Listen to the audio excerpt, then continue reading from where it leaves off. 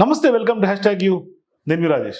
ఆంధ్రప్రదేశ్ రాజకీయాల్లో బాబాయ్ హత్య ఎంత మేరకు కలకలం రేపిందో గత కొన్ని సంవత్సరాలుగా ఎపిసోడ్ నడుస్తూనే ఉంది.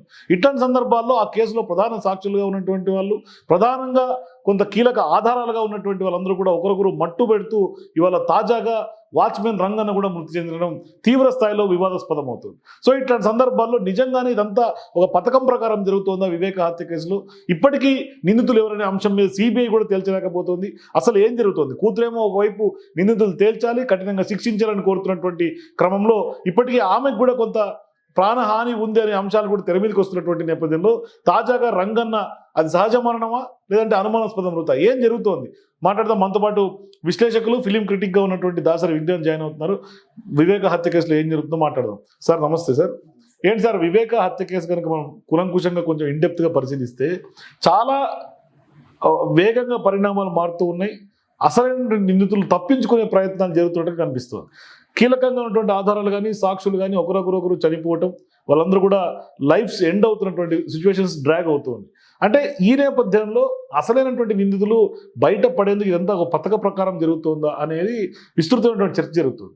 మీకు అనిపిస్తున్నటువంటి అభిప్రాయం ఏంటి? ఈ హత్య కేసులో ఏం జరుగుతుంది?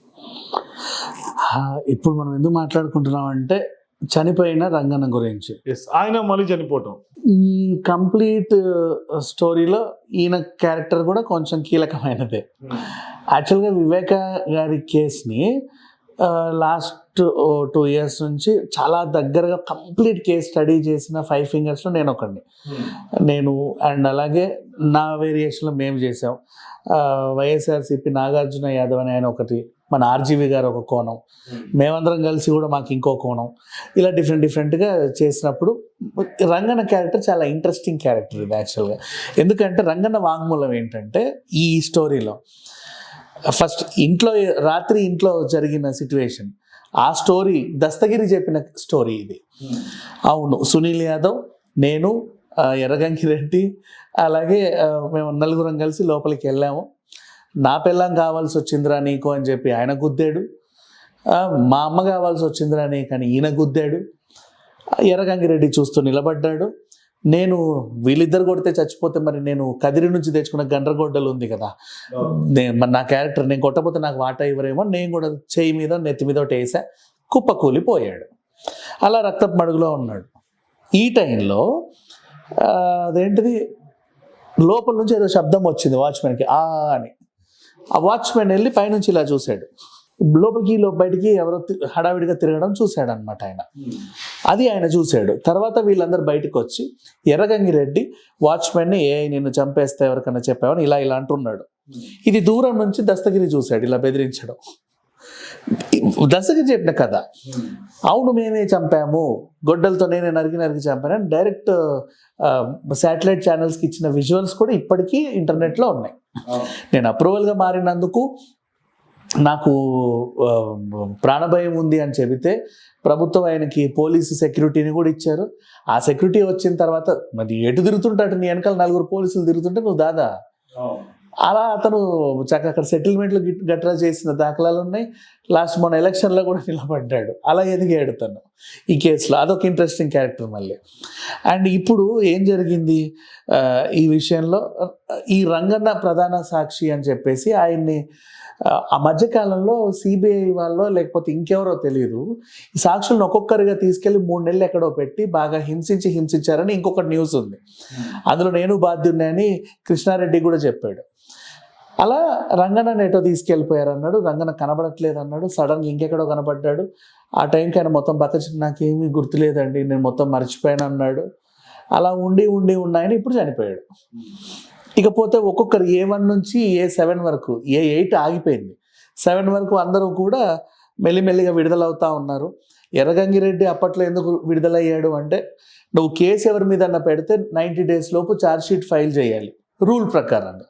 ఇక్కడ ఛార్జ్షీట్ వేయలేదు కాబట్టి ఆ రీజన్ పెట్టి తను బయటకు వచ్చాడు. మళ్ళీ అది కేసు ఆ బెయిల్ని కొట్టేసి లోపల దోశారు. ఇట్లా చాలా నాటకీయ పరిణామాలు అన్నీ ఎదురయ్యాయి. ఇప్పుడు అసలు ఏం జరిగింది లోపల? ఇప్పుడు నట్టింట్లో పొద్దున్నే కృష్ణారెడ్డి వచ్చాడు. సార్ లేవాలి ఒక టైంకి, ఆయనే వస్తాడులే అని అక్కడ కూర్చుంటే న్యూస్ పేపర్ వచ్చింది, అడిదిప్పి మొత్తం చదివేశాడు. ఈలోపు పని మనిషిని తన కొడుకు దింపడానికి వచ్చాడు. అయినా సరే తెల్లారుతుంది కానీ సార్ రావట్లా. వాళ్ళ ఆవిడకి ఫోన్ చేస్తే ఫోన్లే పడుకొని ఉంటాడు, కాసేపు చూడండి అని చెప్పారు. అయినప్పటికీ సార్ లేక అప్పుడు లేచాడు మళ్ళీ రంగన్న క్యారెక్టర్. లేచి అలా వాటర్ కొడతా అలా అలా వెనక్కి వెళ్తే డోర్ కొంచెం తీసుంది. అటునుంచి వెళ్ళి చూస్తే బాబు గారు అని అరిచాడు సినిమాటిక్ లెవెల్లో. వీళ్ళందరూ వెనక డోర్ నుంచి వెళ్తే బాత్రూంలో రక్తపు మడుగులైన పడున్నాడు. వెంకటరెడ్డి అట్లా చూస్తే చిన్న సూసైడ్ లెటర్ దొరికింది. నన్ను డ్రైవర్ ప్రసాదే ఒక మాట అన్నందుకు నన్ను కొట్టి చంపేశాడు అని తను రాస్తే ఆ ఫోన్ ఏమో సోఫా మీద ఉంది. ఈయన వెంటనే సునీత గారి హస్బెండ్ కాల్ చేసి జరిగిన విషయం ఇది అని చెబితే ఆ లెటర్ దాచిపెట్టు, ఫోన్ దాచిపెట్టు అని వాళ్ళు చెప్పారు.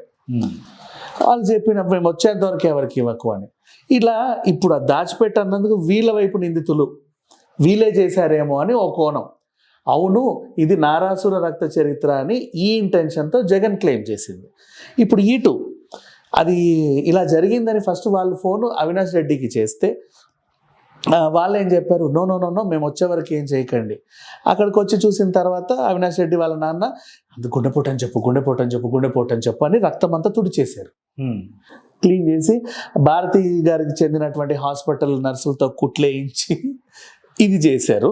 సో ఇది జగనాసుర రక్త చరిత్ర అని వీళ్ళు క్లెయిమ్ చేశారు. వాళ్ళు చేశారా వీళ్ళు చేశారా తెలియదు. ఇప్పుడు 2 స్టోరీలు ఆయన చావు కారణం ఏంటి అనేది. ఈ కథ నడుస్తూ ఉన్న టైంలో ఈ రోజు వరకు తెలియదు. నువ్వు ఒక మనిషిని ముక్కలు నరికి 10 దేశాల్లో పాతిపెట్టినా కూడా చిటికెలో పట్టుకుంటున్నారు. తన ఊర్లో మొత్తం చుట్టూ తన సైన్యం, తన ఇంట్లో ఒక మహారాజులా బతికిన మనిషి చచ్చి శవమై ఉండి ఒంటి మీద గాయాలున్నా కూడా ఆ పంచనామాలో ఏమీ తేలలేదు, ఆ పోస్ట్ మార్టంలో ఏం తేలలేదు. ఈ రోజు వరకు 6 ఏళ్ళు అయింది, మొన్న 5 ఏళ్ళు అయింది కదా.